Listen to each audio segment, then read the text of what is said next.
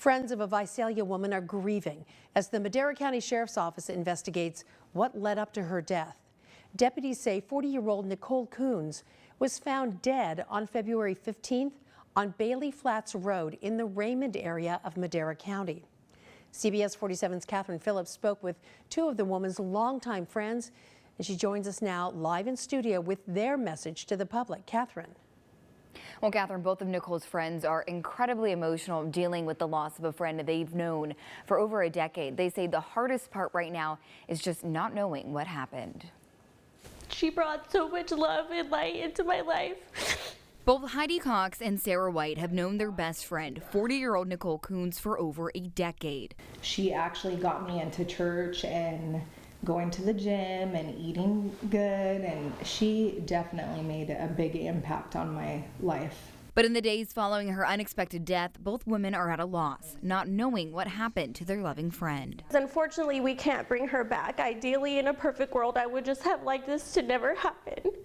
But because it did, I feel like the only way for us to feel comfort is to be able to figure it out for her because she can't speak. While Coons lived in Visalia, they say she'd often visit the mountains around Madera County. The Madera County Sheriff's Office first released information about her death on February 15th, saying deputies were called around 12:30 in the afternoon to the 40,000 block of Bailey's Flats Road in the Raymond area after getting a report of a possible body inside of a home. Deputies say once they got there, they found Coons' body in a bedroom. They say that's when they began investigating the case as a homicide. It wasn't until Tuesday night when deputies released more information. They say back on the 15th, investigators spent 18 hours at the scene after Coons was found.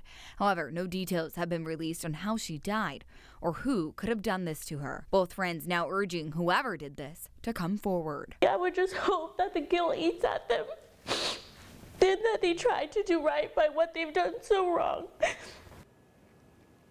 Now, the Sheriff's Office says they don't believe there's any ongoing threat to the public, but that the investigation is complex. They do say that if you know anything about the days leading up to Nicole Coons' death, to please give them a call. I'm in the studio, Catherine Phillips, CBS 47 Eyewitness News.